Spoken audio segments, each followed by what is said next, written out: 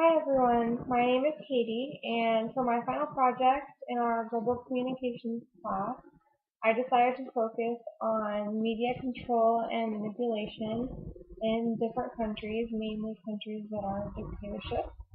I did some light research on the United States and other countries, but my main focus was on North Korea and how their government has and continues to utilize the media to control their population and uses other forms of communication and media to control the population's mental and physical freedom. So, starting with the United States, media has changed in a lot of ways over the decades. More recently, different types of media and communication that are used include the internet, of course, like social media such as Facebook and Twitter, cell phones, television, and the radio, as well as email. Those are some examples. And then over the years, these forms of communication and media have advanced, and alongside new and improving technologies, but the actual content of the media has not advanced, and in a lot of people's opinion, has gotten worse and more biased and unreliable. News corporations are now more focused on how much money they're making and their ratings versus the content and the truth of the content that they're actually providing. One of the sources that I utilized is an article called Media in the United States, and it's based from a online periodical titled Global Issues, and it focuses on the darker side of media in the U.S., something that we don't consciously focus on. It mentions how free press is crucial for a functioning democracy, but if it's not truly free, then it kind of defeats the purpose of calling ourselves a democracy.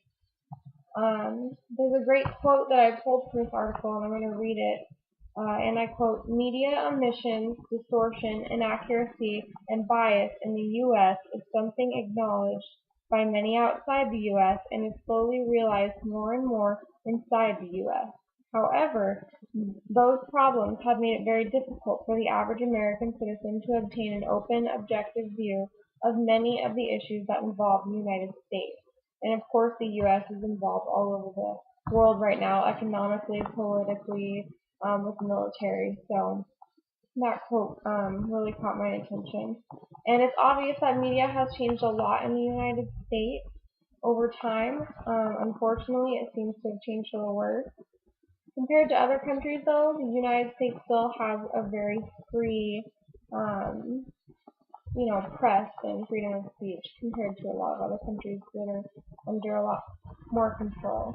So one of those countries, actually, that I looked at was Russia.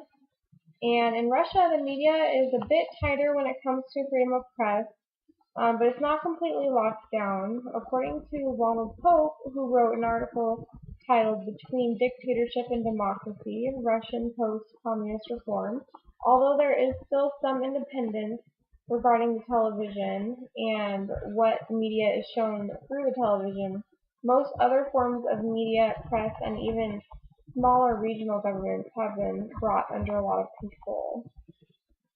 Russia's history with media has changed a lot over time, depending on who was the leader and during the Soviet era versus now.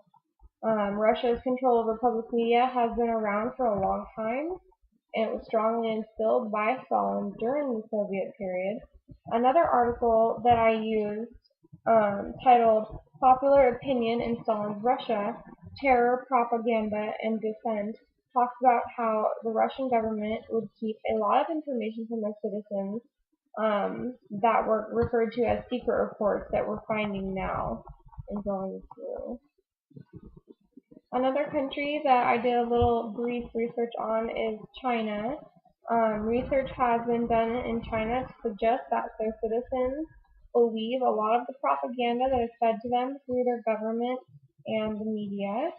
Like Russia, they also have a good amount of control over media and communication, but they still have a little bit of room for independence and protest. One of the sources I used is an article called "Who Believes Propaganda?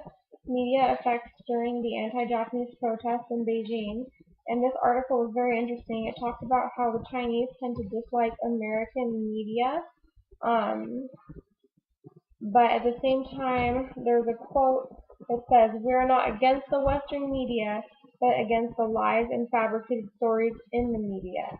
I thought this was interesting because it seems that many other people outside of the U.S. are seeing that, are recognizing that the U.S. has some issues in their media as far as bias and truthfulness goes. And the last small piece of research I did on another country is Serbia, which is another country that has struggled with freedom of independence regarding their media for years and years. Back in 1998, the current president, Milosevic, cracked down on one of the only things not yet under his control, which was the media. These issues continued to escalate into the early 2000-2001 when the Serbs began to protest against the closure and or control over local media.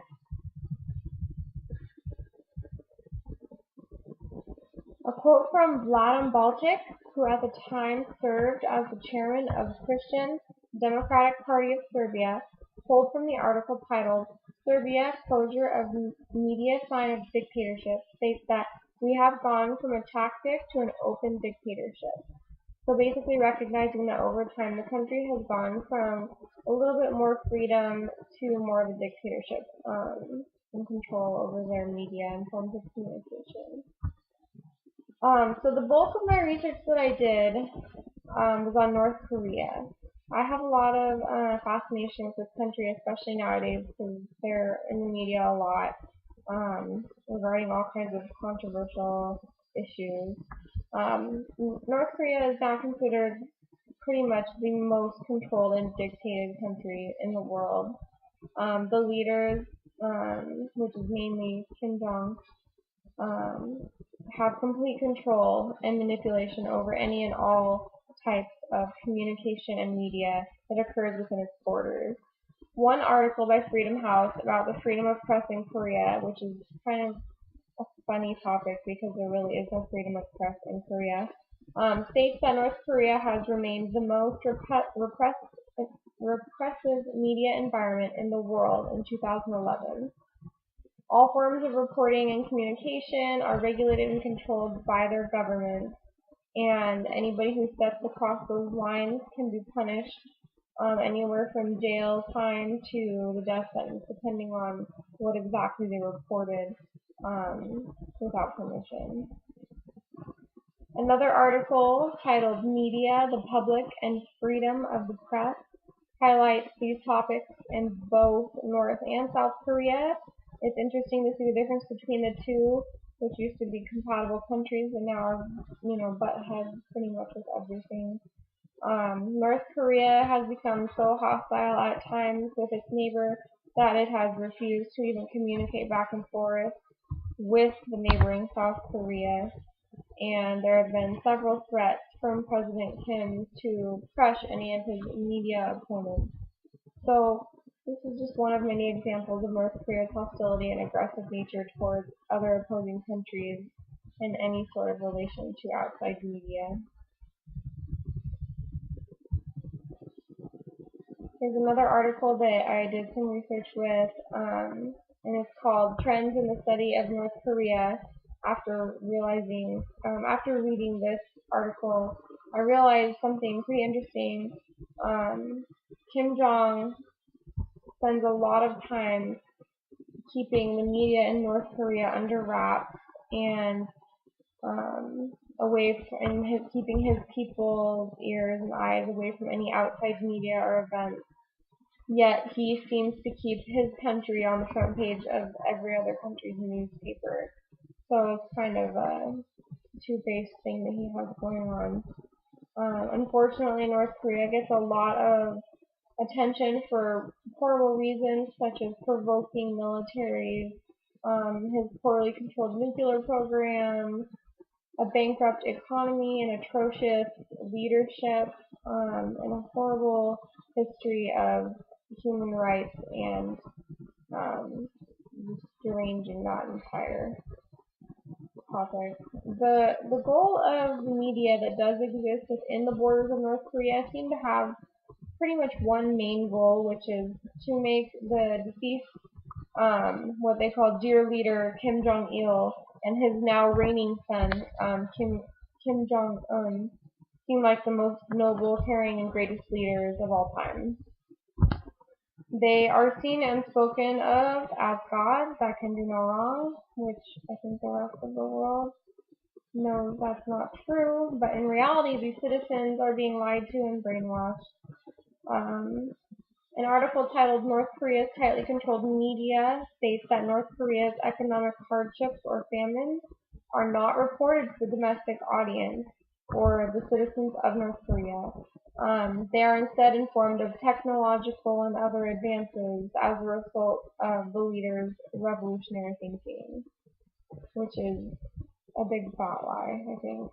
I highly recommend this article to anyone interested in learning more about the restrictions forced upon the citizens of North Korea. It continues on to talk about things like how there's no internet available to the residents, and if there is, it's very limited, or it's to people who are higher up in leadership. Cell phones were restricted and gotten rid of for a very long time. They just got back to availability in 2008, but they are all very closely monitored. I'm sure all of the conversations are recorded, etc.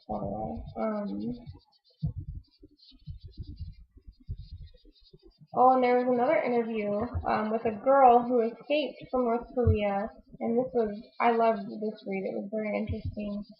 She now resides in Seoul, South Korea, but she says that she was so brainwashed from a very early age that she still can't bring herself to criticize him, even now that she's outside of the country and sees everything that's really going on from an outside perspective. Also, the television, they do have television, but it is centrally controlled, and from what I've seen in the articles I've read, it basically only consists of news within the country, which is very manipulated, and documentaries that praise the great leader and the current leader, Kim Jong-un. What's even more interesting to me is seeing the physical reactions of citizens of North Korea when interviewed about their leadership. I watched several documentaries on YouTube and on TV recently that basically interviewed some of the citizens, which is kind of a rare thing because usually outside reporters aren't allowed into the country, but they're basically talking to them about just normal stuff, and they're very talkative and kind and nice, just like anybody else. But then as soon as they were asked about Kim Jong and their leader, they get a very straight, serious face and recite very monotone praises and loyalty to him. And you can they literally look scared into saying what they say. I was watching one of the girl's eyes, and it was really obvious that she did not believe a word she was saying. But if she spoke out, she knew she'd be severely punished. So these accounts make me sad and have made me realize that the citizens aren't really to blame because they're born and raised brainwashed and isolated from the rest of the world. So it's kind of hard to put blame on them for their opinions and the way they think of Americans and other countries. So as we can see, there are very obvious differences between the media portrayed in the United States and other countries around the world. These differences reflect both the freedom and independence of the press and communication, as well as content such as biased takes and legitimate truthful stories. The extreme end of media control and other results of dictatorship are portrayed in the lives of those who live in North Korea as well as other countries. Under the leadership of Kim Jong, things probably won't change for them. One can only hope for the citizens of North Korea's safety, freedom, and quality of life, and that it can improve, but it will probably take a war to see those kind of changes, honestly. Thank you for listening, and I hope you learned a little bit something about my presentation. I'll put up my resources here for you guys to see if you want to look at any of the articles that I use. Please feel free to dig into the topics a little bit deeper yourself. Thank you.